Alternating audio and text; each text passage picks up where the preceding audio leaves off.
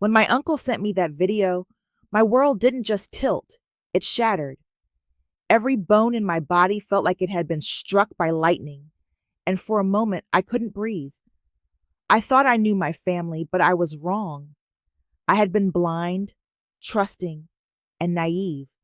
They had made me their fool for too long. There they were, sitting at the kitchen table in Phoenix, the same one we had gathered around for countless meals, laughter, and family moments. The Arizona sun streamed through the windows, washing the room in gold, an ironic contrast to the cold words coming from their mouths, words that felt like a dagger in my chest. They didn't even try to hide it anymore. Lena only helps because she owes us, my mother said, her voice dripping with venom. I felt the blood drain from my face. My stomach twisted into knots. But that wasn't the worst part. No, the worst part was the indifference in her tone. She spoke like she was reading a shopping list, utterly detached from the weight of her own cruelty. Thomas, my brother, scoffed, shaking his head. And she acts like she's doing us a favor. What a joke. His words hit me like a slap in the face, but the hardest blow was yet to come.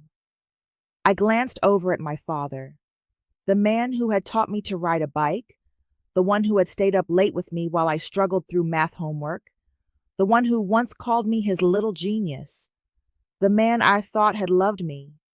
But in that moment he sat there silently, nodding along, agreeing with everything they said. He didn't even have the decency to speak up. It was as if I wasn't even there. That was when the cold realization hit me, sharper than any accusation they had made.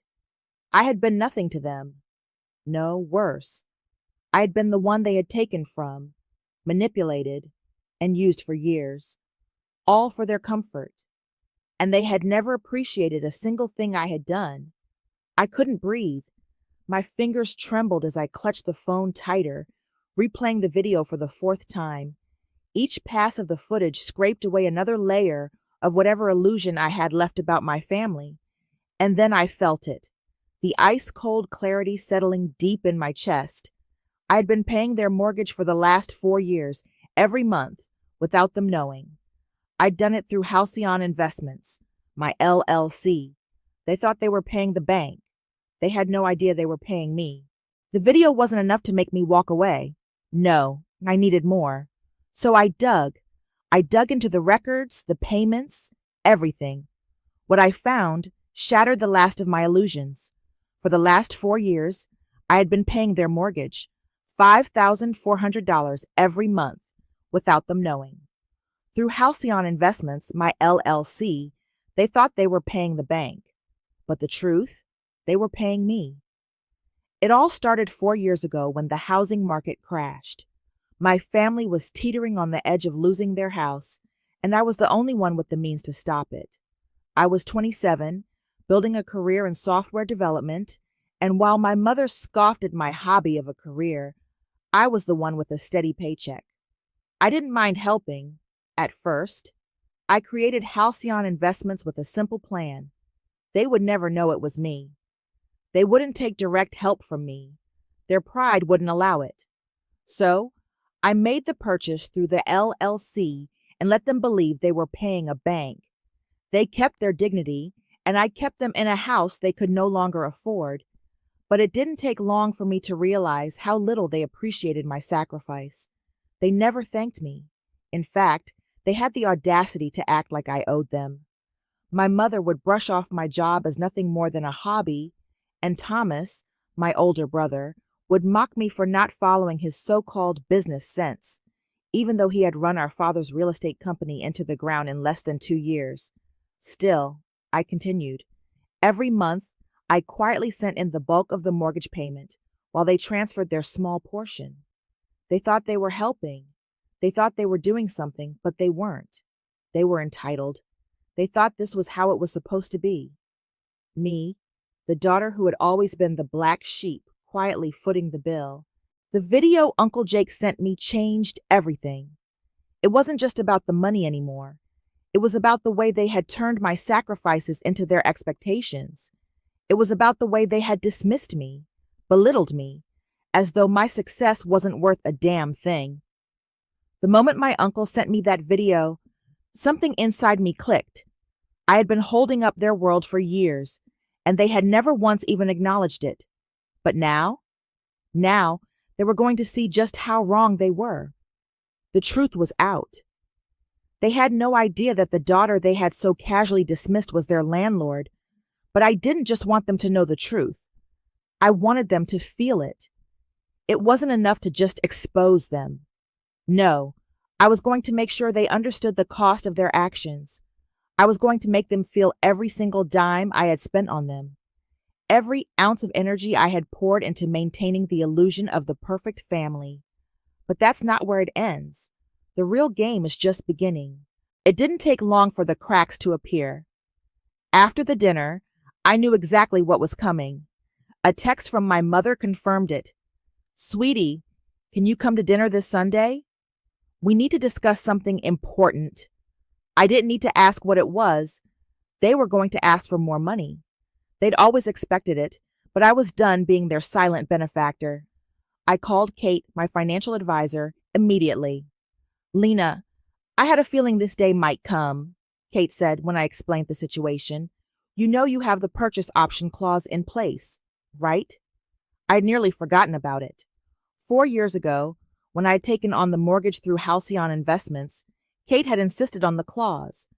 I had thought it was just a safety net, but now it was a weapon. "What happens if they miss a payment?" I asked, my voice calm, but my heart pounding. "Then you can exercise the purchase option immediately. The house would be yours outright, and if they refuse to pay rent, you can evict them." The weight of her words settled on me like a stone. I had been covering their mortgage for years. They had no idea the power I held. But it wasn't about the money anymore. It was about the years of manipulation, the expectation that I would always give, always sacrifice. "I'm going to make them pay for what they've done," I said, determination creeping into my voice. The next few days were a blur. I didn't tell anyone what I was planning, not even Uncle Jake. I was going to handle this on my own. This was my revenge. Sunday dinner arrived, and as always, I was right on time. My mother greeted me with a fake warmth, her designer bracelet clicking against my skin. She knew what was coming, and so did I. They had prepared their pitch, and I was ready. "Lena, sweetheart, so glad you could make it," she said, wrapping me in a hug, her eyes sharp as always. Thomas was already eating, his smug grin in place. "We've been talking about the mortgage," he began. "Things have been rough lately, and we think you could help us out." I fought back the urge to scoff. "Things have been rough for you, Thomas? The real estate market's booming. Maybe your business skills need some work." My mother quickly interrupted. "What your brother means is that we need to discuss our financial situation. The mortgage has become a burden. We were thinking—" I didn't need to hear the rest. They were going to ask for more, $2,000 more if I had to guess. I set my fork down slowly, locking eyes with them. "I'll think about it," I said calmly, not revealing a hint of what I had planned. Thomas sneered. "Come on, Lena. You're doing fine. You don't know what it's like to struggle." "Sometimes we all get exactly what we deserve," I replied coolly, turning the knife just a little. The days after dinner felt like a quiet before the storm. My family had no idea what was coming. They thought they still had control over me, that I would keep bailing them out. But they were wrong. The first thing I did was meet with Kate to ensure everything was set. I had to be sure. "Everything's in place," Kate confirmed. "Once they default, Halcyon Investments will take full ownership, and if they don't pay rent, you can evict them." The power I held felt satisfying. I had been covering their mortgage for years without them knowing. Now, it was time to take back control. "I'm sure they won't be able to fight this, right?" I asked, my voice steady. Kate nodded. "Legally, they have no grounds. They didn't read the fine print when they signed." I let the weight of her words sink in. This was it. I would own their house. They'd never see it coming. The plan was simple. Their next mortgage payment was due in a week, and I had no intention of letting them make it. The house would be mine. But more than that, I was going to make sure they knew who was behind it. I wanted them to squirm, to believe everything was fine until the last possible moment. The day before the payment was due, I got a call from my mother. I let it ring 3 times before answering. "Lena, we need your answer about the mortgage help," she said, her tone sugary sweet, but I could tell she was preparing for a battle. I paused before responding. "Don't worry, Mom. Everything will be clear soon." There was a long pause on the other end, and I could almost hear her processing. "You know we've always done what's best for the family," she said, trying to soften the blow. I smiled, though she couldn't see it. "Of course. Family always comes first, right?" I hung up and blocked her number, knowing the storm was about to hit. The next day, the bank notification came through. Their payment had bounced. They were overdrawn. I forwarded it to Kate with a simple message. Me. "It begins. Kate. Want me to start the legal process tomorrow?" Me. "No. Let them sweat it out. They think everything's fine. Let them believe it until they get the full reality." I wasn't rushing. I wanted them to feel the consequences of their manipulation. They'd always assumed I would keep picking up the pieces for them. Now it was time to show them who was really in control. Then the message came in from Thomas. I almost laughed at how transparent it was. "Thomas, hey sis, I heard layoffs are happening in some tech companies. Must be nerve-wracking for you, huh?" They thought they could manipulate me with guilt, but I was done being their scapegoat. Me. "They never change, Uncle Jake." "Nope, but they're about to." I didn't respond to anyone else. I focused on the plan. I had everything lined up, and in less than 24 hours, it would all be mine. But then the call came, the one I had been waiting for. The morning of the deadline arrived, and everything felt surreal. I had spent years bailing them out, covering their mistakes, and pretending that everything was fine. But today, everything would change. They had no idea that in a few short hours, they would lose everything they thought they had. I went about my morning like any other, but my heart raced as I checked the time. The final notice would be sent to them today. They would be notified that their mortgage was in default, and Halcyon Investments would assume ownership. No more pretending. No more hiding the truth. By noon, I received the first call. My mother's name flashed across the screen, and I let it go to voicemail. Then another call came, this time from Thomas, followed by my father. I smiled, but there was no joy in it. The tension that had been building for years was finally about to break.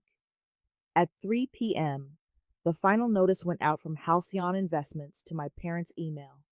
I waited, watching the seconds tick by. 3 minutes later, my phone buzzed. It was from my mother. I answered the call without hesitation.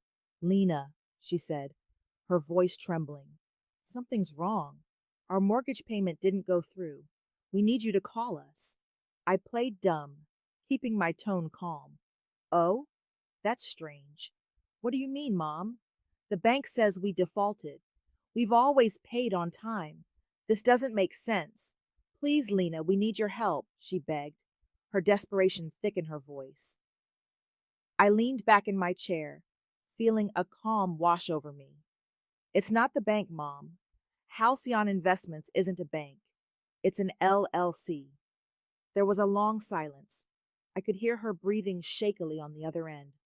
"What do you mean? What are you talking about?" Her voice cracked with confusion. I let it sink in, letting the weight of my words hit her like a brick. "It's my LCL." Another long silence. I could practically hear her mind spinning as the realization hit. "You," her voice broke, "you own the house?"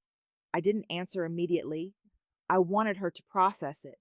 The house they thought they owned was mine. Everything they thought was secure was slipping through their fingers. "You signed the contract 4 years ago, Mom. You didn't read the fine print. The house is mine now, I said, my voice steady, almost too calm. Check your email. The notice is there. I heard the frantic clicking of her keyboard as she searched for the email. Then, her gasp filled the silence. No, no, this can't be happening. This isn't real, she whispered. It is, I said, barely able to suppress the satisfaction in my voice. And now you'll learn exactly what it feels like to take someone for granted. Thomas burst into the conversation, his voice full of anger. You can't do this, Lena. We're family. You can't just take our house. I couldn't help but laugh. Funny. That's not what you said in your group chat when you were talking about me behind my back. Remember that? Silence. You can't just walk away with everything, my father finally said, his voice shaking with panic. You owe us. We raised you. Did you? Or did I raise you? I countered, my voice colder than ice. You've always treated me like an afterthought, like I owed you everything. Well, now I've taken everything. It's time to pay the price for your betrayal. I let the silence stretch, knowing they were frantically trying to process the finality of it all. I had been their silent benefactor for too long. Now it was time for them to understand the weight of their manipulation. Your first rent payment is due in 30 days, I said, my voice sharp. I suggest you start looking for somewhere else to live. I ended the call, blocking their numbers immediately. For the first time in years, I felt lighter, stronger. I had taken back everything they had stolen from me. Later that night, my phone buzzed with dozens of messages and voicemails. My mother's, Thomas's, and my father's desperate pleas flooded my inbox, but I ignored them all. I didn't need to listen to their apologies. They had spent years using me, and now it was their turn to face the consequences. I leaned back, letting out a deep breath. The power was mine now. The house was empty now. Every room echoed with the absence of the family I once thought I could trust. I walked through each space, taking in the silence, feeling the weight of everything I had taken from them. It still looked the same, except it wasn't theirs anymore. It was mine. A knock at the door broke my thoughts. I opened it to find Uncle Jake standing there, his hands in his pockets, eyes scanning the place. It feels different, he said, stepping inside. I nodded. It's not their house anymore. Jake paused, meeting my gaze. And how do you feel about all this? I took a deep breath, letting the truth settle in. Lighter, stronger, free. He smiled, clapping me on the shoulder. Good. It's about time. Together, we left, locking the door behind us. The house would be sold, and the money would go toward something worthwhile. But as I walked away, I couldn't shake the feeling that this chapter wasn't fully over. Sometimes, revenge doesn't just change others, it changes you. Would you have done the same in my shoes? Comment below and share your thoughts. Because the hardest part isn't the revenge, it's what comes after.